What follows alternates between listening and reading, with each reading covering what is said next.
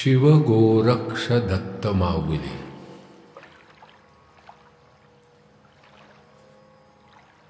कैसे बोलो पंडितो देव कमणे ठाई, निज स्वरूप निहाळिता आम्ही तुम्ही नाही।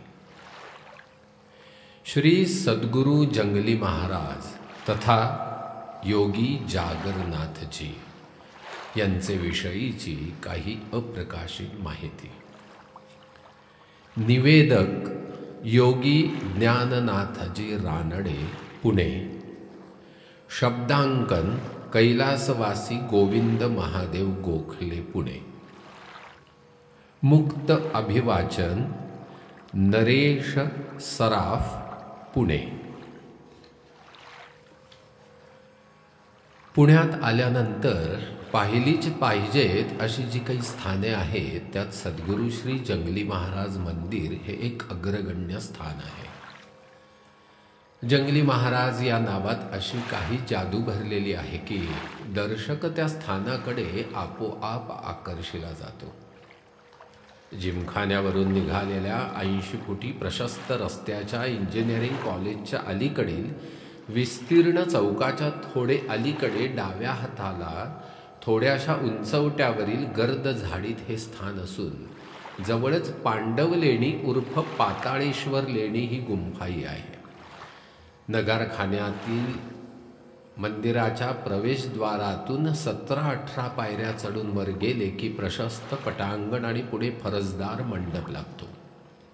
पटांगणात डाव्या बाजूला जवळजवळ 75 फूट उंचीचा ध्वजस्तंभ असून भगवा ध्वज सदैव फडकत असतो। मंडप भक्तांनी अर्पण केलेल्या उत्तमोत्तम फोटोंनी तसेच हंड्या झुंबरांनी सुशोभित असून तेथेच डाव्या हाताला नगारा आणि उजव्या हाताला छोटेखानी पण टुमदार अशी समाधी आहे। ती त्यांच्या गुरूंची आहे असे कित्येकांचे म्हणणे आहे। नगाऱ्याच्या डाव्या हाताला एका छोटेखानी देवळात पादुकांची स्थापना करण्यात आलेली असून महाराज तेथे स्नान करीत असत असे सांगतात, परंतु तेथे धुनी असावी असे आमचे मत आहेत।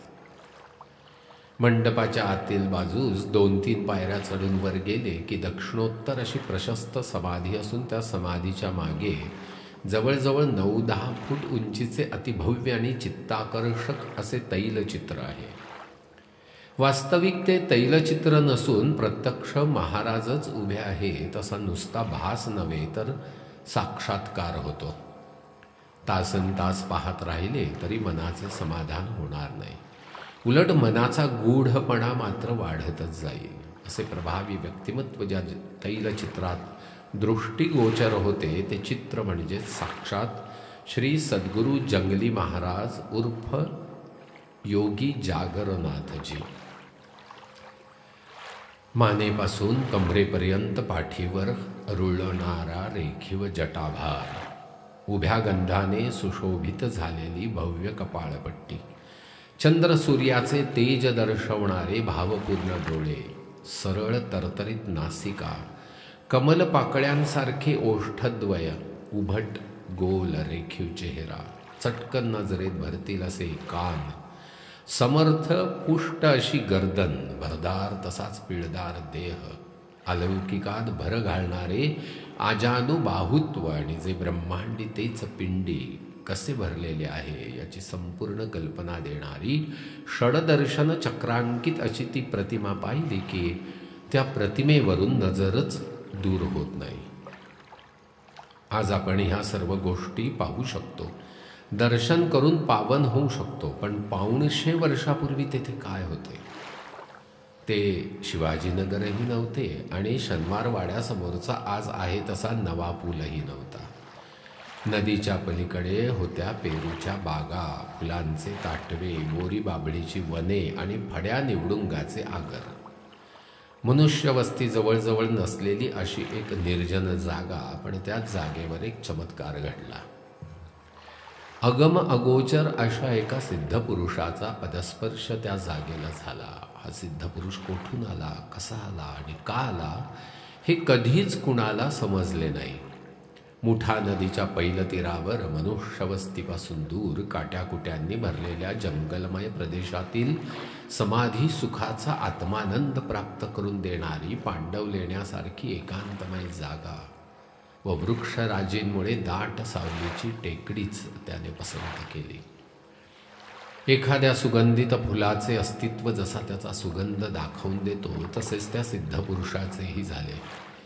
कोणीतरी एक सिद्ध पुरुष, एक अवलिया या जंगलात राहायला आला आहे ही गोष्ट हळूहळू प्रकट झालीच. काहींनी शोध घेतला तेव्हा एका सिद्धाचे अस्तित्व त्यांना दिसून आले. कोणी एक बाबा जंगलात येऊन राहिला आहे अशी वार्ता अशिक्षितात पसरली. त्यांनी शोध घेतला, त्यांनाही तो सिद्ध पुरुष दिसला. ती भाविक अडाणी जनता त्या वैराग्यशील सिद्धाला महाराज महाराज म्हणू लागली आणि जंगलात राहणारा महाराज म्हणून जंगली महाराज असे नाव त्या भाविक जनतेकडून त्या सिद्धाला मिळाले आणि आजतागायत तेच नाव लोकप्रिय होऊन बसलेले आहे. आज पुण्यात, पुण्याबाहेर, उभ्या महाराष्ट्रात आणि महाराष्ट्राबाहेरही सर्वत्र श्री जंगली महाराज यांचे असंख्य भक्त आहेत. वैशिष्ट्य म्हणजे हिंदू आणि मुसलमान या दोघांनाही सारखेच प्रिय असे हे दैवत आहे. आणि या गोष्टीचा मागोवा घेतला तर जंगली महाराज हिंदू होते का मुसलमान होते हा उपस्थित होणारा प्रश्न मागे पडतो. आणि आजही दोघांनाही प्रिय अशा पंथाचे, अशा संप्रदायाचे म्हणजे नाथ पंथाचे, नाथ संप्रदायाचे ते होते. आणि ही गोष्ट मी आजतागायत प्रकट नव्हती, योगी ज्ञाननाथजी रानडे सांगतात, ती प्रकट करावी अशी प्रेरणा मला सध्याचे विश्वस्त श्री शिवलिंग गंगाधर तांबेकर यांनी विचारलेल्या प्रश्नावरून झाली. वास्तविक या गोष्टी ज्ञात असून सुद्धा प्रकट करण्याचा तसा योगच आला नाही. विश्वस्तांना प्रेरणा झाली, त्यांनी विचारणा केली, म्हणूनच हे निवेदन केले आहे. सद्गुरू श्री जंगली महाराज हे नाथपंथीय होते या संबंधीच्या माझे गुरु योगी हरिनाथजी यांनी समक्ष अनुभवून सांगितलेल्या अमूल्य आठवणी आणि अत्यंत विश्वसनीय अशी मला स्वतःला समजलेली हकीकत या दोन्हींचाही समावेश या लिखाणात अंतर्भूत केला आहे. नाथपंथीय योग्यांबद्दल हिंदू आणि मुसलमान दोन्ही जमातींना सारखाच नितांत आदर वाटतो. मुसलमानात सूफी या नावाचा जो पंथ आहे त्याचे तत्त्वज्ञान तर हिंदू धर्माच्या तत्त्वज्ञानाशी बहुतांशी मिळते जुळते असेच आहे असे म्हटले तर फार अतिशयोक्ती होणार नाही. भारतात वर्षानुवर्षे नव्हे तर शतकानुशतके एकत्र राहणाऱ्या या दोन जमातीतील वास्तविक बेकी असण्याचे तसे काही कारण नाही. कारण दोन्ही जमातींच्या पिढ्यानपिढ्या इथेच जन्माला आल्या आहेत, येणार आहेत, इथेच वाढलेल्या आहेत, वाढणार आहेत आणि शेवटी याच भूमीत विसावल्या आहेत, विसावणार आहेत. काही स्वार्थ साधू मंडळींच्यामुळे वितुष्ट निर्माण झाले आहे आणि अशी मंडळी हे वितुष्ट जोपासण्याचे कार्य करीत असली तरी हे वितुष्ट नष्ट व्हावे म्हणून उभय जातीच्या साधुसंतांनी अंतःकरणपूर्वक प्रयत्न केलेले आहेत. अद्यापही तसे प्रयत्न होत आहेत, हे नाकबूल करता येत नाही. श्री गुरुचरित्रात सद्गुरूंनी आपल्या यवन भक्तांना दर्शन दिल्याचा उल्लेख आहे. तसेच भक्त कबीर हे यवन संत प्रभू रामचंद्राचे कट्टर उपासक होते ही गोष्टही सर्वश्रुत अशीच आहे. संत एकनाथ महाराज यांच्या बालपणी त्यांचे गुरु जनार्दन स्वामी यांनी एकनाथांना श्री दत्तात्रयांचे दर्शन देण्यासाठी खुलतानाबाद जवळील शूलभंजन पर्वतावरील अरण्यात नेले असता त्यांना श्री दत्तात्रयांचे प्रथम दर्शन मलंग वेशातच झाले ही हकीकत एकनाथी भागवत ग्रंथात नमूद केलेली आहे.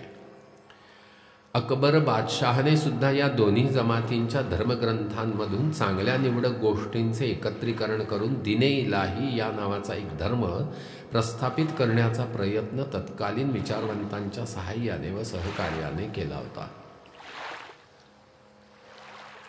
हिंदू मुसलमानांच्या ऐक्याबद्दल वरील गोष्टीत जशी आपुलकी दिसून येते तशीच आपुलकी सद्गुरू श्री जंगली महाराज यांच्याही अवतार कार्यात दिसून येते. म्हणून या दोन्ही जमातींना प्रिय असा जो नाथपंथ तोच त्यांनी स्वीकारला. ती हकीकत पुढे येणारच आहे, यात शंका उरतच नाही. अजूनसुद्धा नाथपंथात जी एक परंपरा चालू आहे त्या परंपरेचा उगम पाहिला तरीसुद्धा एक गोष्ट ध्यानात आल्यावाचून राहत नाही. आपले जसे गुरु सिद्ध योगी तसेच मुसलमानांचे पीर. पीर हा सुद्धा गुरुवाचक शब्द आहे. अद्यापही ज्या ज्या ठिकाणी नाथपंथीय मठ आहेत त्या मठांची 12 वर्षेपर्यंत व्यवस्था चालविण्याचा अधिकार ज्यांना दिलेला असतो त्यांना पीर अशी संज्ञा देण्यात आलेली असते. उदाहरणार्थ खंडाळ्या घाटात चोचीमठ या नावाचा जो एक नाथपंथीय मठ आहे त्या मठाचे अधिकार पुरुषोत्तम नाथजी यांचेकडे आहेत. म्हणूनच त्यांना पीर पुरुषोत्तम नाथजी ही संज्ञा प्राप्त झालेली आहे. सांगायचे तात्पर्य एवढेच की पीर ही जरी मुसलमानांची गुरुवाचक संज्ञा असली तरी नाथपंथात तशीच परंपरा अद्यापी सुद्धा चालू आहे. कोणी म्हणतात जंगली महाराज बडोद्याच्या बाजूचे, कोणी म्हणतात साताऱ्याकडील रेटरे गावचे, तर कोणी म्हणतात विजापूर नजीकच्या बागलकोटचे. ते नेमके कुठले या वादात मी सुद्धा पडत नाही. त्यांचा जन्म कुठला आहे असो, ते अचानक भांबुर्ड्याला आले आणि अलौकिक कार्य करून समाधिस्थ झाले हे सत्य आहे. जसे औत्सुक्य जन्मस्थानाबद्दल तसेच औत्सुक्य चमत्काराबद्दलही नाथपंथीय योगी महात्म्यांच्या जीवनात चमत्कार घडतच असतात. ज्ञानेश्वर माऊलीच्या जीवनात नाही का चमत्कार घडले? जंगली महाराज यांच्याही जीवनात काही चमत्कार घडले नसले तरच नवल, पण या लिखाणाचा तो उद्देश नाही.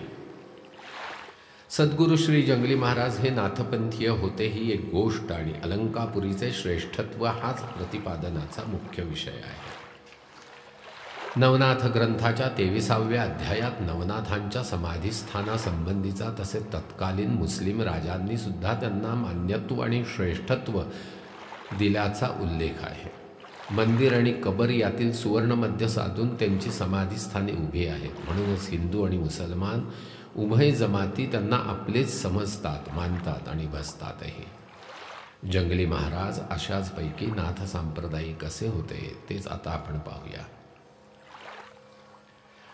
इसवी सन 1940 महिना एप्रिलचा म्हणजे चैत्राचा श्री जंगली महाराजांच्या पुण्यतिथीच्या सोहळ्याचा प्रतिवर्षाप्रमाणे एक अपूर्व दिवस.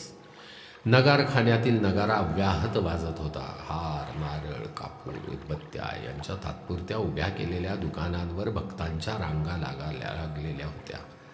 असंख्य भक्तांची झिम्मड गर्दी दर्शनासाठी रेटारेटी करीत होती. श्री रकुडोबाच्या मंदिरापासून निघालेला छबिना नगारखान्याच्या प्रवेशद्वारासमोरील विस्तीर्ण रस्त्यावर आला होता. ढोल लेजमींचे ताफे गरजत होते. दिंड्यांमधील उंच उंच पताका डौलाने फडकत होत्या. टाळ मृदुंगाच्या निनादांनी आसमंत भरून गेले होते. त्यामध्ये शिंग आपले अस्तित्व प्रकर्षाने दाखवित होते. मंदिरासमोर समुद्राच्या लाटांप्रमाणे अपार उत्साह झेपावत असताना थोड्याच अंतरावरील पांडव लेण्यात मात्र नीरव शांतता होती. श्री पाताळेश्वरासमोर उभे राहिल्यास उजव्या हाताच्या प्रदक्षिणेच्या मार्गावरील आतील बाजूस कपारीप्रमाणे असलेल्या एका उंच कट्ट्यावरील दगडी कट्ट्यावर कफनीधारी एक सिद्ध पुरुष शांत बसला होता. शांत आणि प्रसन्न चेहरा, मानेपर्यंत रुळणाऱ्या जटा, कानात कुंडले, पोपटाप्रमाणे नाक आणि तेजस्वी डोळे, अशी ती व्यक्ती निजानंदात निमग्न होती. ती व्यक्ती म्हणजेच योगी हरिनाथ बाबा. अवतीभवती 5 जणांची पंचकडी, मी स्वतः म्हणजे योगी ज्ञाननाथजी, वेंगुर्ल्याचे सदनगृहस्थ चिंतामणराव वेंगुर्लेकर, निपाणीचे खंडेराव सोलापूरकर सरकार, सचिवालयातील नोकरीतून निवृत्त झालेले आणि वैद्यकीय व्यवसाय करीत असलेले वैद्य हनुमंतराव उमरजी आणि पुणे कोर्टातील रिटायर्ड रजिस्ट्रार श्री कालेकर. बाहेर एवढा अमाप उत्साह ओसंडत असताना आमची पंचकडी मात्र जीवाचा कान करून बाबांच्या सानिध्यात बसली होती. अरे बाबांनो, इथे काय माझ्याजवळ बसून राहिला? बाहेर धामधूम चालू असताना उत्सव सोहळा पाहायचा सोडून इथे काय बसून राहिलात? जा, त्या आनंदात सामील व्हा, बाबा मध्येच म्हणाले. पडत्या फळाची आज्ञा घेऊन तेथून पसार व्हायला आम्ही काही कच्च्या गुरुचे चेले नव्हतो. पट्टशिष्य ज्ञाननाथजी पटकन म्हणाले, बाबा, तिकडे उत्साह उतू जातोय आणि इथे काय आपल्या सानिध्यात आनंदाला उणे आहे? आम्ही येथेच आपल्यासमोर बसणार आणि तो आनंद येथेच अनुभवणार. बाबा फक्त हसले. वेंगुर्लेकर आणि सोलापूरकर या दोघात काहीतरी कुजबूज झाली. ते जरा अधिक जवळ सरकले. आम्ही थोडे पुढे झुकलो. बाबा, आज महाराजांच्या पुण्यतिथीच्या सोहळ्याचा अपूर्व दिवस. त्यांच्याबद्दल काहीतरी सांगा ना आम्हाला, वेंगुर्लेकर हळूच म्हणाले. तो अनपेक्षित प्रश्न ऐकून बाबांनी स्मितहास्य केले. आपल्या नेहमीच्या लकबीप्रमाणे दोन्ही डोळे मिटून थोडा वेळ चिंतन केले आणि मग धीरगंभीर वाणीने ते म्हणाले, श्री ज्ञानेश्वर तुकारामांच्या पालख्या ज्याप्रमाणे आळंदी देहूहून पंढरपुराकडे जातात, तशीच आम्हा नाथपंथीय योग्यांची झुंड, जिला आम्ही वेला म्हणतो, त्र्यंबकेश्वराहून निघून नाशिक, खेड, मंचर, नारायणगाव, जुन्नर, पारुंडा म्हणजे नाथपंथीय मठस्थान येथे झुंडीचा मुक्काम असतो. मग आळंदी, पुणे, सातारा, 32 शिराळे जेथे अद्यापही जिवंत नागांची पूजा होते, या मार्गे मंगलूरच्या कज्जली मठाकडे जातो. अशाच आमच्या झुंडीचा मुक्काम एकदा सातारच्या भैरव मंदिरात पडला होता. त्यावेळी त्या झुंडीत हिमालयात वास्तव्य करून राहणारे योगी तुर्यानाथजी, योगी नर्मदानाथजी, योगी स्वरूपनाथजी, माझे गुरु योगी गोपीनाथजी आणि योगी गंगानाथजी आणि अनाथपंथीय महायोगी अनेक आलेले होते. आमच्या परंपरेप्रमाणे त्यावर्षी त्या झुंडीचे राजे योगी स्वरूपनाथजी हे होते. सातारच्या भैरव मंदिरात आमचा 2-2.5 दिवसांचा मुक्काम होता. त्यावेळी मी स्वतःही त्याच झुंडीत होतो आणि वयाने सर्वात लहान म्हणजे 13-14 वर्षाचा होतो. आमची ही झुंड सातारकरांना नाविन्याची वाटत होती. पात्रदेवतेची पूजा, नवीन साधू, योगी जे कोणी झुंडीत सामील होत असत त्यांचा परिचय, नवनाथांची आरती आणि आदेशादेश झाल्यानंतर अनेक सातारकर स्त्री पुरुष मंडळी पात्रदेवतेच्या दर्शनासाठी येत असत. 2-2.5 दिवसांचा तेथील मुक्काम हलवून आमची झुंड पुढील मुक्कामासाठी निघाली. तेव्हा आमच्या झुंडीत अचानकपणे 50शी उलटलेला एक अत्यंत तेजस्वी पुरुष दिसून आला. आम्ही सर्वांना त्या पुरुषाकडे पाहून आश्चर्य वाटले, कारण एकतर तो पुरुष सातारच्या मुक्कामात कोठेही नव्हता आणि दुसरे म्हणजे साताराला आमची झुंड येण्यापूर्वीही तो आमच्याबरोबर कधीही नव्हता. अचानक आलेला तो पुरुष होताही तसाच अलौकिक. 50शी उलटलेले वय, पण अंगापिंडाने सशक्त, उंच नीच, देखणा, गोरा, अपूर्व तेजाने चमकणारे डोळे ही तर वैशिष्ट्ये होतीच, पण चटकन नजरेत भरणारे वैशिष्ट्य म्हणजे विशाल कान आणि अजानुभावुत्व. एक अवतारी पुरुष म्हणूनच माझे डोळे त्या अचानक आलेल्या पुरुषाला ओळखू लागले. अंगावरची वेशभूषाही तशीच विचित्र. रामदासी म्हणावा तर रामदासी नव्हे, फकीर बैरागी म्हणावा तर तसाही नव्हे, योगी म्हणावा तर योगी नव्हे, किंवा संन्यासी म्हणावा तर संन्यासीही नव्हे. त्याहूनही आश्चर्यात भर टाकणारी आणखी एक गोष्ट, आणि ती म्हणजे त्यांच्या उजव्या पायात असलेला सोन्याचा तोडा. राजघराण्याशिवाय पायात सोन्याचे तोडे घालण्याचा अधिकार कुणालाही नसतो. भारताची स्वातंत्र्य देवता राणी लक्ष्मीबाई हिच्या तांबे घराण्याशी महाराजांच्या घराण्याचाच नातेसंबंध होता असे विधान जानकीबाई गोरे यांच्या प्रकाशित पुस्तिकेत आहे. पायातील सोन्याच्या तोड्यामुळे त्या विधानाच्या सत्यतेत भर पडते. आम्ही सर्वजण त्यांच्याकडे उत्सुकतेने पाहू लागलो, पण कोणीही त्यांच्याशी बोलले मात्र नाही. झुंड 1.5-2 मैल पुढे गेली. तो अलौकिक पुरुषही आमच्याबरोबरच होता. मग मात्र पात्रदेवतेबरोबर असणाऱ्या 5 योग्यांनी हास्यमुखाने त्यांना आपल्यात सामावून घेतले. नाथपंथाची झुंडीत वागण्याची पद्धती त्यांनी हातोहात आत्मसात करून घेतली. झुंडीचा मुक्काम विश्रांतीसाठी एका डेरेदार वृक्षाखाली पडला असताना राजे स्वरूपनाथजी यांनी त्यांना समोर बोलावून आम्हा सर्वासमक्ष त्यांच्या नावागावाची चौकशी केली. प्रथमतः ते काहीही बोलायला तयार नव्हते, पण जेव्हा खोदून आपण कोण, काय, कुठले असे प्रश्न विचारले तेव्हा मात्र थोड्याफार निरीच्छेने ते जे काही बोलले ते केवळ अपूर्व होते. एखाद्या दीक्षाप्राप्त योग्याप्रमाणे राजे स्वरूपनाथजी यांना आदेश करून ते निर्भयपणे म्हणाले, एखाद्या लहान मुलांसारखे 50शी उलटलेल्या मला आपण नावागावाचा प्रश्न विचारता याचे मला नवल वाटते. करायची काय ती नावागावाची उपाधी? ज्याकरिता परमेश्वराने जन्म दिला ते कार्य तर अजून दूरच आहे. ते कार्य हातून व्हावे म्हणून हा देह आजपर्यंत झिजवला. भारतभर भ्रमण करून निरनिराळे अनुभव घेतले. या भारतभर केलेल्या भ्रमंतीत अनेक प्रदेश पाहिले, अनेक प्रकारची माणसे पाहिली, त्यांचे आचार विचार रीतिरिवाज पाहिले, अनेक जाती अनेक पंथ यांचा अभ्यास केला. त्या भ्रमंतीत विचारवंत तत्त्वज्ञानी भेटले, तसे कर्तव्यपरायण पाखंडीही भेटले. ध्येयाकरिता अहोरात्र तळमळणारे भेटले, तसे धर्मभोळे आडाडी आणि भोळसटही भेटले. प्रसंगोचित स्वीकारलेल्या अज्ञातवासात अनेक साधू संत फकीर बैरागी यांच्या भेटी होऊन सहवासही लाभला. त्यात खरे सच्छील वृत्तीचे भेटले, तसे भोळ्या भाबड्या जनतेला फसवून स्वार्थ साधणारेही भेटले. हिंदू मुसलमान ख्रिश्चन जैन सर्वांची विचारसरणी अनुभवण्यास मिळाली. सर्व विचारसरणीचे अध्ययन करण्याची संधी लाभली. त्या अध्ययनात काही दिवस घालवल्यानंतर विचारांची उकल होण्याऐवजी गोंधळ मात्र वाढला. मतामतांच्या गलबल्यांचा गोंगाटच अधिक झाला. एकाग्रतेवर भर देऊन त्या गोंगाटातून निष्कर्षाचा शोध घेण्याचा कसून प्रयत्न केला, पण हवा तो शोध लागला नाही. मनाचा संदेह फिटला नाही. मी कोण आहे, मी कोठून आलो, का आलो, ज्याने मला जन्म देऊन पोसले, जन्माआधी मातेच्या उदरात संरक्षिले, त्या परमेश्वराची जवळीक मला लाभेल का? जीवनात तो परमेश्वर मला भेटेल का? आणि भेटले तर कसा भेटेल, कुठे भेटेल, कधी भेटेल? हे सगळे काही समजावून घेण्यासाठीच मी आपणास शरण आलो आहे. ते तेजस्वी उद्गार ऐकताच राजे स्वरूपनाथजी चकितच झाले. त्यानंतर जवळजवळ 1.5-2 महिने तो अलौकिक पुरुष आमच्याबरोबर आमच्याच झुंडीत होता. त्या वर्षीची ती आमची झुंड मंगलोरच्या कज्जली मठात विसर्जित झाली. आणि आम्ही जेव्हा राजे स्वरूपनाथजींना त्या अलौकिक पुरुषाबद्दल विचारणा केली, तेव्हा काही बारीक सारीक यात्रा करून मी पुन्हा हिमालयात जाणार आहे आणि त्यांना दीक्षा देण्याची व्यवस्था करणार आहे असे त्यांनी स्पष्ट. योगी हरिनाथजी सांगता सांगता मध्येच थांबले. पण आमची वाढती उत्सुकता आम्हाला मात्र स्वस्थ बसू देत नव्हती. बाबा, त्या अलौकिक पुरुषाची व तुमची पुन्हा भेट झाली का?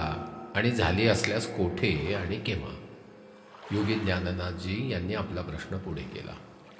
त्या प्रश्नावर बाबा प्रसन्नपणे हसून म्हणाले, अर्धकुंभ मेळ्यासाठी मी अलाहाबादला गेलो असता माझी व त्या अलौकिक पुरुषाची भेट झाली. थोडा एकांत साधून मी त्यांना ओळख दिली आणि सातारच्या भेटीत सांगितलेले नाही. तरी आता मात्र आपले नाव गाव मला सांगितलेच पाहिजे असा मी आग्रह धरला. खरं तर त्यांनी सातारच्या भेटीत आपले नाव सांगितले नव्हते. मी त्यांना आपली ओळख दिली आणि सातारच्या भेटीत सांगितले नाही, तरी आता मात्र आपले नाव गाव मला सांगितलेच पाहिजे असा मी आग्रह धरला. माझ्यासारख्या विषयीनं उलटलेल्याने पन्नाशी उलटलेल्या त्या पुरुषाला असा प्रश्न आग्रहाने विचारावा हे दिसायला विसंगत दिसत असले तरी ते तसे नाही. लहान वयातच मी दीक्षाप्राप्त योगी झालो असल्यामुळे वयाने लहान असलो तरी त्यांच्यापेक्षा मोठाच होतो. दीक्षा घेण्याच्या अनुषंगाने वडीलच होतो. लहान भावाचे लग्न झाले आणि वडील भावाचे झाले नाही, तर लहान भावाची बायको वयाने लहान असली तरी मानाने मोठीच असते. त्यातलाच हा प्रकार. आपला गाव पत्ता डावलून फक्त नाव सांगताना तो तेजस्वी पुरुष म्हणाला, योगी स्वरूपनाथजी यांच्याबरोबर हिमालयात गेल्यानंतर माझ्या सेवेवर संतुष्ट झाल्यामुळे तेथे मला नाथपंथीय योग दीक्षा मिळाली आणि तेव्हापासून नाथपंथीय या देहाला योगी जागरनाथजी ही संज्ञा प्राप्त झाली. त्यावेळी त्या अलौकिक पुरुषाचे डोळे हिऱ्याप्रमाणे चमकले आणि काही वेळ त्याची अवस्था देहातीत झाली. त्यावेळी तो दिव्य पुरुष महान योगाच्या निर्वाच्य अवस्थेप्रत जाऊन पोहोचला. देहभान विसरून गेला. मानेवरून कमरेपर्यंत रुळणारा पिंगट काळसर जटाभार, अर्धोन्मिलित दृष्टी, दणकट आणि सतेज देहयष्टी, कमरेला फक्त लंगोटी आणि गुडघ्याच्या खाली पोहोचतील असे उभय बाहुदंड असे ते स्वरूप आत्ताही माझ्या डोळ्यासमोर स्पष्ट दिसते. पण त्यांना योगी जागरनाथजी असे जे नाव दिले गेले ते आपले सहजच की त्यातही काही गूढ आहे? मध्येच विचारलेल्या ह्या प्रश्नाचे उत्तर देताना योगी हरिनाथजी म्हणाले, आमच्या पंथात उगीचच्या उगीच नावे मिळत नसतात. त्या नावात खरेच एक गूढ आहे. अत्यंत कमी निद्रा ही एक योगातील स्थिती आहे. अत्यंत कमी निद्रेमुळे दिवसच्या दिवस आणि रात्रीच्या रात्री म्हणजे जवळजवळ सदैव जागृत अवस्थेत धुनीपुढे बसून ध्यानमग्न राहणे ही सुद्धा एक महान योग साधना आहे. अशा अवस्थेला पोहोचणारे फारच थोडे असतात. तो तेजस्वी पुरुष त्यापैकीच एक होता आणि म्हणूनच त्याला योगी जागरनाथजी असे नाव मिळाले. पण बाबा, या योगी जागरनाथजी आपले हिमालयातील वास्तव्य सोडून इकडे आपल्या पुण्याच्या परिसरात कसे काय आले? पुण्याच्या टिळक रोडवरील महाराष्ट्र मंडळाच्या समोर राहणारे वैद्य हनुमंतराव उमरजी यांनी आपला प्रश्न मध्येच पुढे घुसवला.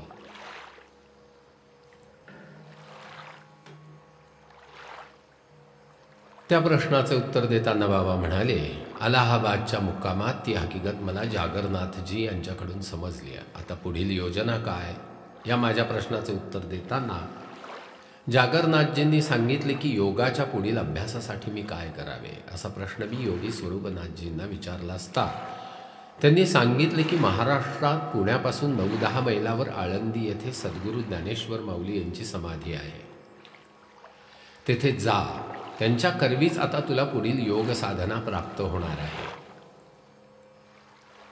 आणि म्हणूनच त्या आज्ञेप्रमाणे ते इथे आले. श्री ज्ञानेश्वर माऊलीकडून योगमुद्रेची कृपा व्हावी म्हणून हिमालयात वास्तव्य करून राहिलेले चोची स्वामी नावाचे एक योगी जागरनाथजी यांच्याबरोबर इकडे आले होते.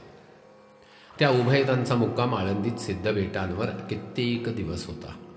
तेथे योगावस्थेतील अभ्यासक्रम पूर्ण झाल्यानंतर जागरनाथजींचा निरोप घेऊन चोची स्वामी हिमालयाकडे निघून गेले आणि कर्नाटक वगैरे भागाची यात्रा करून जागरनाथजी पुन्हा पुण्यात आले.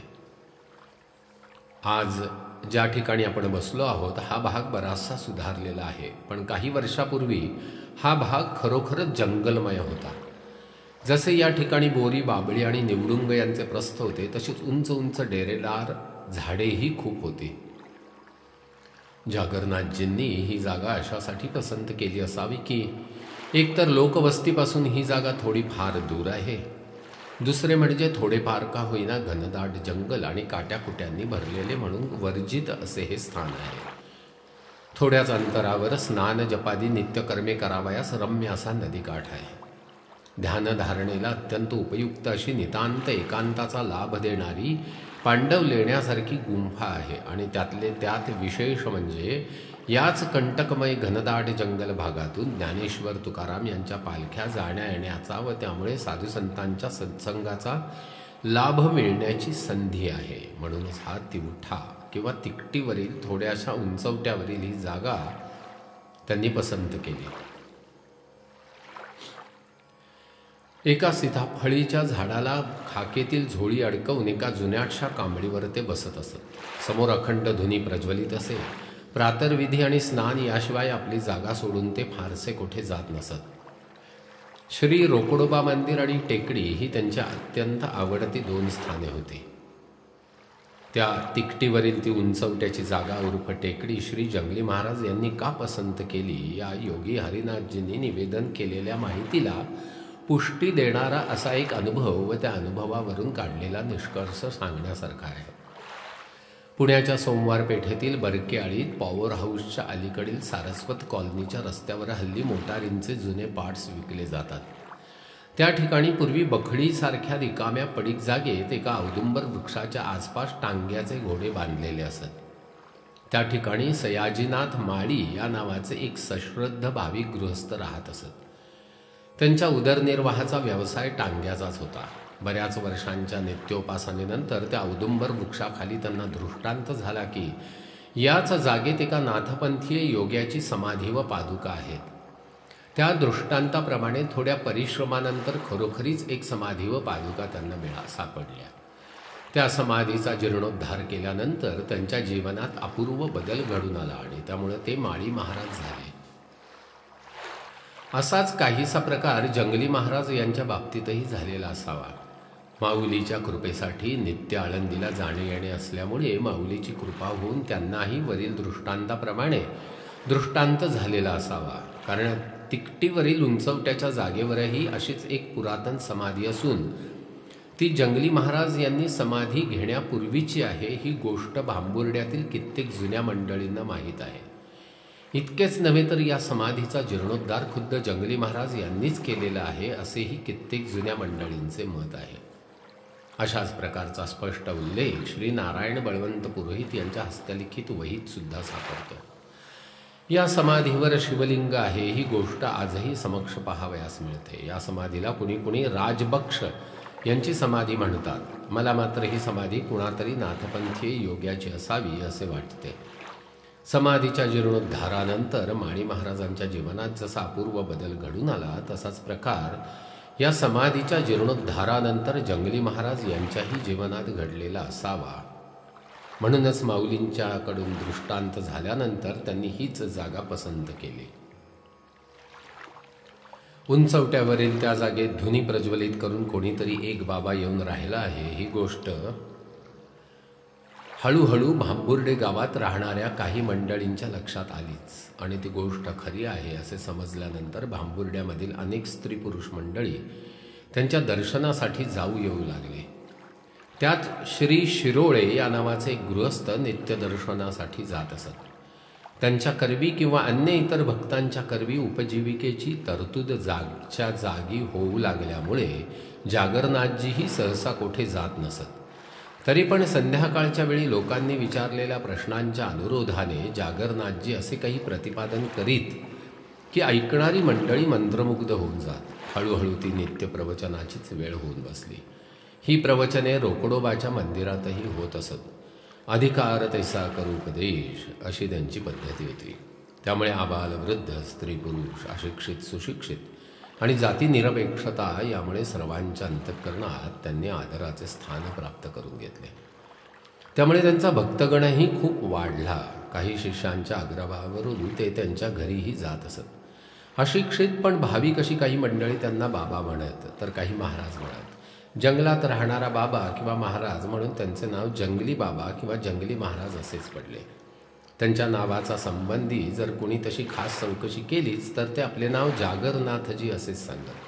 ते नाथपंथीय महान योगी होते ही गोष्ट आजही फारच थोड्या मंडळींना माहीत असेल. बाहेर ढोल लेझीम आणि वाजंत्री गरजत होते. योगी हरिनाथजींच्या सानिध्यात पांडव लेण्यात बसलेल्या आम्हा 5 जणांना त्याची मुळीच क्षिती नव्हती. उत्सवाचा छबिना आम्ही दरवर्षीच पाहत होतो. आज जे काही ऐकावयास आणि अनुभवण्यास मिळत होते तो आनंद काही निराळाच होता. रिटायर्ड रजिस्ट्रार श्री कालेकर यांनी एक खोचक प्रश्न पुढे केला. प्रश्न असा होता, जर जागरनाथजी उर्फ जंगली महाराज हे नाथपंथीय होते तर नाथपंथाप्रमाणे शृंगी शैली कंथा झोळी आणि कर्णकुंडलांनी युक्त अशी त्यांची वेशभूषा का नाही? प्रश्न मोठा खोचक तसाच मार्मिकही होता. योगी हरनाथजी शांत आणि गंभीरपणे म्हणाले, नाथपंथात हटसिद्ध, मंत्रसिद्ध, कृपासिद्ध आणि अघोरसिद्ध असे 4 प्रकारचे सिद्ध असतात. प्रत्येक परंपरेत थोडाफार फरक हा असतोच. योगी गोरक्षनाथ यांचेपासून सुरू झालेली परंपरा योगी गहिनीनाथ, निवृत्तीनाथ, ज्ञानेश्वर महाराज अशी असून ही कृपासिद्धांची परंपरा आहे. योगी हरिनाथजी हे सुद्धा याचे कृपासिद्धांच्या परंपरेतील होते. अशा कृपासिद्धांना बाह्य वेशभूषेची आवश्यकता असतेच असे नाही. योगी स्वरूपनाथजी याच कृपासिद्ध परंपरेतील असल्यामुळे जागरनाथजींना सुद्धा तीच परंपरा प्राप्त झाली. लहानपणी सर्वज्ञता येऊनी वरीत याते या ज्ञानेश्वरीतील ओवीप्रमाणे त्यांनाही कृपाप्रसाद मिळाला. वेशभूषा असली तरच नाथपंथीय, अन्यथा नव्हे असा जो एक गैरसमज होतो तो होऊ दे. त्यामागील कारण परंपरा ही अशी आहे. म्हणून जागरनाथजी उर्फ जंगली महाराज यांनाही शृंगी शैली कंथा कुंडलादी बाह्य वेशभूषेची आवश्यकता नव्हती. इतका वेळ मौन धरून बसलेल्या निपाणीच्या खंडेराव सोलापूरकर यांनी आणखी एक प्रश्न पुढे ठेवला. तो प्रश्न असा, त्यांच्या पायात जो सोन्याचा तोडा होता तो अर्धकुंभ मेळ्याच्या वेळी अलाहाबादला झालेल्या पुनर्भेटीत तसाच असलेला दिसून आला का? या प्रश्नावर बाबा मनपूर्वक हसून म्हणाले, वा, सोन्याच्या तोड्याकडे अगदी बारकाईने लक्ष आहे की तुमचे. आणि या मल्लीनाथीवर अभावितपणे प्रश्न विचारलेला प्रश्नकर्त्यासह आम्ही सर्वजण मनपूर्वक हसलो. योगी हरिनाथजी पटकन म्हणाले, त्या सोन्याच्या तोड्याचा विनियोग आमच्याच समोर झाला. तीर्थयात्रा झाल्या की आपण मावंदे करतो. अद्यापही आपण तीच परंपरा चालवित आहोत. मच्छिंद्रनाथांनी सुद्धा त्याच हेतूने सुवर्णवीट झोळीत ठेवली होती. गोरक्षनाथांनी विचारलेल्या प्रश्नाला सुवर्णवीट मोडून सर्व साधुसंतांना प्रीतिभोजन देण्याचा आपला मानस त्यांनी व्यक्त केला होता. गुरुकृपेने नाथपंथीय दीक्षा प्राप्त झाल्यानंतर जागरनाथजींनी सुद्धा आपल्या उजव्या पायातील सोन्याच्या तोड्याचा विनियोग त्याच अर्धकुंभ मेळ्यासाठी जमलेल्या सर्व साधुसंतांना प्रीतिभोजन देण्यासाठी आमच्या समक्ष केला. तेव्हा ते कृतार्थपणे म्हणाले, मी नव्या नवसाचा मुलगा म्हणून पूर्वजांनी राखून ठेवलेल्या सोन्याचा तोडा माझ्या आईवडिलांनी माझ्या पायात घातला होता. आज त्याचा सदुपयोग झाल्यामुळे अत्यानंद झाला. मी कृतकृत्य झालो, धन्य झालो. त्या दिवसाची ती बैठक तेथेच संपली. दिवस मावळून अंधार पडू लागला होता. योगी हरिनाथजींच्यासह आम्ही 5 जण एका नव्या अनुभूतीतून घराकडे परतलो. आत्तापर्यंत निवेदन केलेली ही सर्व हकीकत योगी हरिनाथजी यांनी समक्ष पाहिलेली, अनुभवलेली आणि सांगितलेली अशी आहे.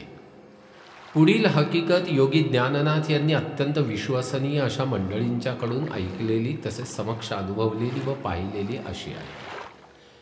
1950 साली योगी हरिनाथजी समाधीस्थ झाले आणि त्यांचा पट्टशिष्य या नात्याने त्यांची परंपरा योगी ज्ञाननाथजी यांचेकडे आली. आज त्या गोष्टीला जवळजवळ 23-24 वर्षे झाली आहेत. अशाच एका सद्गुरू श्री जंगली महाराज यांच्या पुण्यतिथीच्या उत्सव प्रसंगी कुणीतरी विचारलेल्या प्रश्नाचे उत्तर देण्याच्या संदर्भात योगी ज्ञाननाथजींनी जी माहिती दिली त्यावरून जंगली महाराज यांच्या संबंधी आणखी काही विश्वसनीय माहिती उपलब्ध झाली आहे.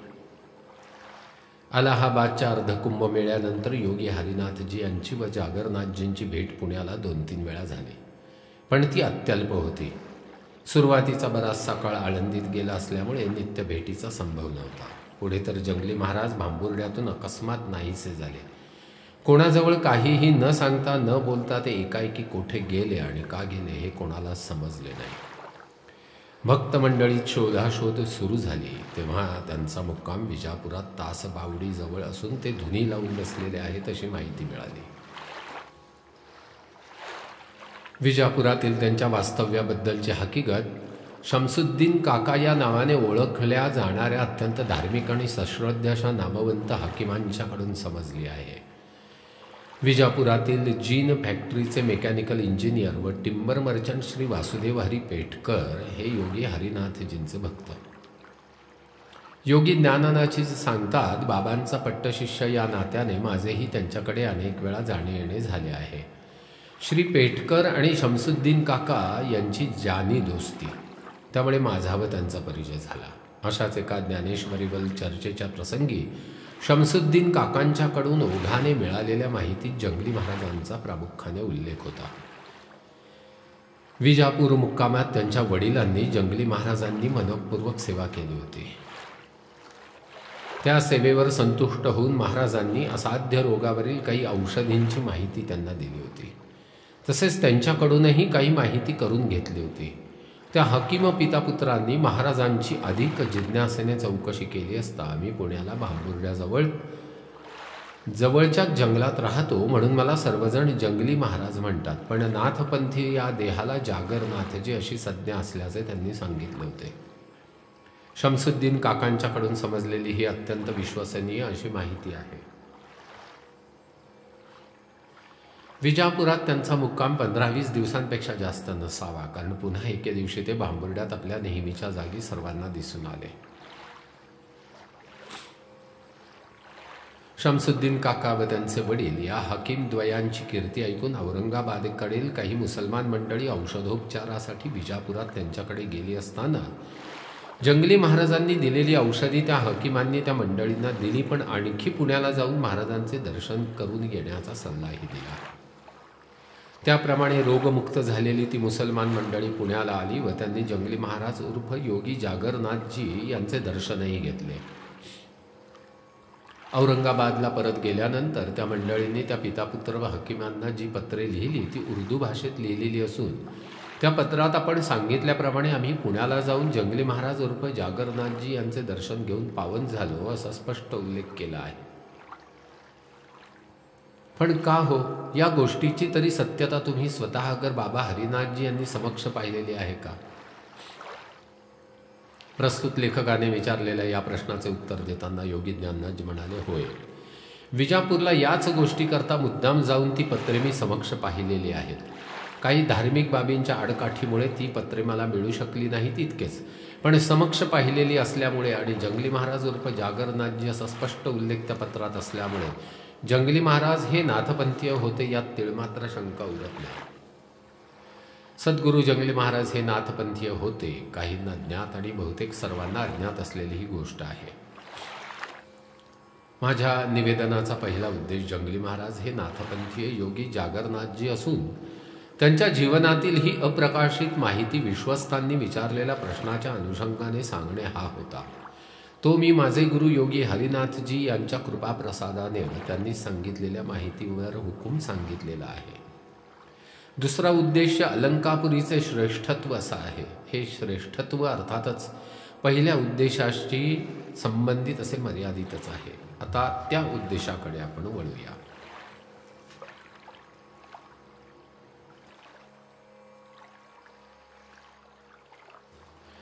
योगाभ्यासाच्या अतिउच्च अनुभवासाठी योगी जागरनाथजी हे हिमालयातून आळंदीला श्री ज्ञानेश्वर माऊली यांचेकडे आले. या गोष्टीला विश्वासपात्र असा आणखी काही पुरावा आहे का? प्रश्न मोठा मार्मिक आणि सुरेख. मला वाटते माझ्या लेखकाला हा प्रश्न बरेच दिवसापासून खटकत असावा. योगी हरिनाथ कुटीत एकदा असाच योग जुळून आला असता जंगली महाराज मंदिराचे विश्वस्त श्री तांबेकर यांच्याबरोबर महाराजांच्या संबंधी अशाच काही महत्त्वाच्या गोष्टी चर्चेल्या जात होत्या, तेव्हा नेमका वरील प्रश्न पुढे आला. तेव्हा मी सांगितले होते की या बाबतीत मला 2 गोष्टींचा खुलासा करावा लागेल. एक तर त्यांना झालेल्या आज्ञेप्रमाणे जंगली महाराज इकडे आले ही गोष्ट मला खुद्द योगी हरिनाथजी यांनीच सांगितलेली असल्यामुळे आणखी पुराव्याची गरजच नाही. आणि दुसऱ्या ज्या 2 गोष्टी मी समक्ष अनुभवलेल्या आहेत त्यावरून ते आळंदीलाच का आले असावेत यावर चांगलाच प्रकाश पडतो. मी समक्ष पाहिलेल्या, समक्ष अनुभवलेल्या त्या 2 गोष्टी 1944 ते 1948 या 4 वर्षाच्या कालावधीतीलच आहेत. अहमदाबादकडील दयानंद या नावाचे एक हटयोगी आळंदीला गोपाळपुऱ्यात मुक्काम करून असत. सर्वसाधारणपणे कार्तिक वद्य त्रयोदशीच्या म्हणजे माऊलीच्या पुण्यतिथीच्या अनुषंगाने त्यांचा महिना 15 दिवस मुक्काम असे. योग साधनेतील जड समाधीपर्यंतचा त्यांचा अभ्यास झालेला होता. समाधी अवस्थेत त्यांचे शरीर 1 ते 1.5 फुटापर्यंत अधांतरी राहत असे. कुंभक करून 5-7 फुटापर्यंतही ते आपले शरीर पुढे नेत असत. पुण्यातील अध्यात्मप्रेमी बऱ्याच मंडळींना ही गोष्ट नक्की आठवत असेल. एका कार्तिकी वारीला आम्ही गेलो असताना वैकुंठवासी मामासाहेब दांडेकर आणि हवप संत शिरोमणी दादा महाराज सातारकर यांचे समवेत मी स्वतः ती गोष्ट पाहिली. आम्हा सर्वांना ते पाहून अचंबा वाटला. समाधी अवस्थेनंतर दयानंदांना आम्ही याबाबत जेव्हा विचारणा केली तेव्हा विनम्रपणे गुजराती भाषेत ते म्हणाले, योग साधनेतील ह्या एका पायरीपर्यंत अहमदाबादला असतानाच मी मजल मारलेली आहे. पण खरं सांगायचे तर ही सर्व उपाधी मागे टाकून मला पुढे जावयाचे आहे आणि म्हणूनच मी या माऊलीच्या चरणाजवळ प्रतिवर्षी येतो. योगाभ्यासासाठी आळंदी म्हणजे ज्ञानपीठ आहे आणि माऊली सर्वश्रेष्ठ आहे. हेच रहस्य दयानंदांचे ते विनम्र उद्गार सांगत नाहीत का? आता ही दुसरी हकीकत पहा. गौरांग प्रभू यांचे प्रमाणे भावपूर्ण अवस्थेत समाधीप्रत जाणारे, नारायण नारायण ओम या भजनात सदा सर्व काळ तल्लीन होऊन जाणारे हरिद्वार ऋषिकेशकडील नारायण स्वामी हे योगी पुरुष होते. अत्यंत देखणे रूप, काळीभोर दाढी, मानेवर रुळणारे काळे कुळकुळीत केस आणि 6 फुटांची भरपूर उंची यामुळे ते फारच शोभून दिसत. प्रतिवर्षी माऊलीच्या दर्शनासाठी अगदी वासराच्या ओढीने येत व गोपाळपुऱ्यातच राहत असत. योगाभ्यासाच्या अतिउच्च ज्ञानप्राप्तीसाठी प्रतिवर्षी मी माऊलीच्या सन्निध येतो असे ते आवर्जून म्हणत असत. त्यांचा प्रत्यक्ष सहवास मला 2-3 वर्षे लाभलेला आहे. माऊलीवरील त्यांचे प्रेम किती उच्चावस्थेपर्यंत पोहोचले होते याचा अनुभव मी स्वतः चाखलेला आहे. पुण्यातील मुक्कामात बाबाजान चौकाच्या आसपास शिंपी समाजाचे ज्ञानेश्वर प्रेमी श्री बागडे या नावाचे एक गृहस्थ राहत आणि त्यांच्याकडेच नारायण स्वामी उतरत असत. त्यांच्याबरोबर टुरिंग कारमधून आळंदीकडे निघाले म्हणजे अननुभूत आनंद प्राप्त होई. त्यांच्या हृदयात माऊलीच्या प्रेमाच्या लाटांवर लाटा उसळत. पालखी विश्रांती स्थान जवळ आले की त्यांच्या चित्तवृत्ती बहरून जात. बसल्या जागेवरून एकदम धावत सुटावे अशी त्यांची अवस्था होई. ते अत्यानंदाने म्हणत, मला निरनिराळे रंग दिसत आहेत, निरनिराळ्या प्रकाश शलाका दिसत आहेत, निरनिराळे सुगंध जाणवत आहेत. त्यांच्या डोळ्यातून आनंदाश्रू ओघळू लागत. बसल्या जागीच ते उचंबळू लागत. तेव्हा आम्हाजवळ असलेल्या मंडळींना त्यांना जपावे लागे. टुरिंग कारमधून त्यांना उतरवून घ्यावे लागे आणि घट्ट धरून सांभाळून पुढे न्यावे लागे. हैबत बाबांच्या पायरीवरून समोर माऊलींचं दर्शन झाले रे झाले की ते समाधी अवस्थेत जात. कोसळून पडू नयेत म्हणून त्यांना घट्ट धरून ठेवावे लागे. तसेच त्यांची समाधी उतरेपर्यंत त्यांची काळजी घ्यावी लागे.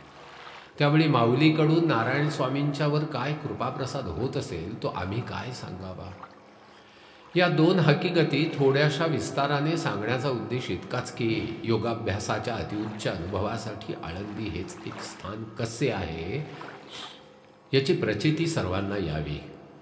योगी जागरनाथजी इकडे पुण्याकडे आळंदीलाच का आले हे कोणी आता चटकन उलगडू शकेल. योगी जागरनाथजी उर्फ जंगली महाराज यांना सुद्धा माऊलींचे असेच वेळ होते. आळंदी व देहू ही त्यांची श्रद्धास्थाने होती. आपल्या भक्तांना ह्या स्थानांचे महत्त्व पटवून देऊन ज्ञानोबा तुकोबांच्या भक्तीत नवचैतन्य निर्माण करण्याचे महत्त्वाचे कार्य त्यांनी केले आहे. पुण्यात समाधीस्थ झालेले महान योगी श्री शंकर महाराज, साकोरीचे उपासनी महाराज, फलटणचे गोविंद काका उपळीकर, सोनगीरचे केशवदत्त महाराज सोनगीरकर, उंचटेकचे केशवबुवा, हिमालयात वास्तव्य करून असलेले गोविंद तीर्थ सद्गुरू जंगली महाराज उर्फ योगी जागरनाथजी आणि माझे गुरु योगी हरिनाथजी इत्यादी सिद्ध योगी महात्मे आळंदीच्या या ज्ञानोबा माऊलींकडेच धावले.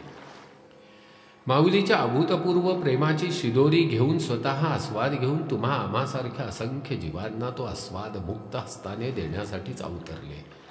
यात मुळीच शंकेला जागाच नाही. माऊलींची ही एक ओवी नाही तर दुसरे काय सांगते. आळंदी हा सागर आहे. योग साधनेचा सागर, ज्ञानप्राप्तीचा सागर, समाधी सुखाचा सागर, प्रेम कल्लोळांचा सागर, भोळ्या भाबड्या भावभक्तीचा महासागर. म्हणूनच सह्याद्री, विंध्याद्री, हिंदुकुश, हिमालयात कुठेतरी उगम पावलेल्या महान योगी पुरुषांच्या, सिद्ध महात्म्यांच्या ज्ञानगंगा आळंदीच्या या महासागरात एकरूप होण्यासाठी धावल्या, मिसळल्या, एकरूप होऊन गेल्या आणि स्वतःच तीर्थस्थान होऊन बसल्या. योगी जागरनाथजी उर्फ जंगली महाराज यांचे पुण्यातील हे समाधीस्थान म्हणजे असेच एक तीर्थस्थान आहे. जात पात धर्म हा विटाळ या तीर्थस्थानाला हवा कशाला. जाती पंथी पुछाई नाही, हरि को भजे हरि होई, असे महान संत श्री कबीर म्हणतात. काय उगीच. या कुणीही या, निरागस वृत्तीने या, विनम्र भावाने या, श्रद्धायुक्त अंतःकरणाने या. श्री ज्ञानेश्वर माऊलींच्याकडून मिळालेल्या प्रेमामृताचा कृपाप्रसाद सद्गुरू जंगली महाराज यांचेकडून आपल्या भक्तीने आणि नित्यदर्शनाने प्राप्त करून घ्या. एवढीच योगी हरिनाथजींच्या शिष्याची, योगी ज्ञाननाथजींची कळवळीची सदिच्छा. ओम तत्सत.